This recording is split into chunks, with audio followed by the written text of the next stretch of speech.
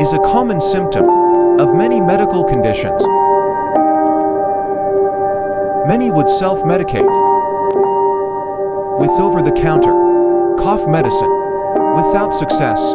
The common causes of cough are allergic rhinitis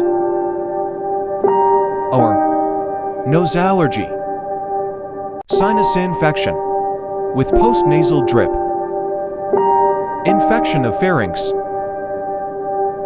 larynx, and trachea, infection of various parts of the lungs, lung cancer, asthma is another common cause of cough.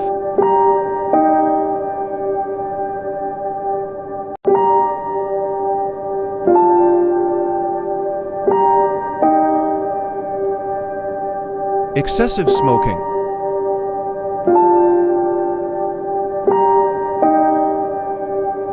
even gastric acid reflux with heartburn can cause persistent cough. Therefore, we need to treat the cause of the cough. Taking cough syrup alone will not solve the problem.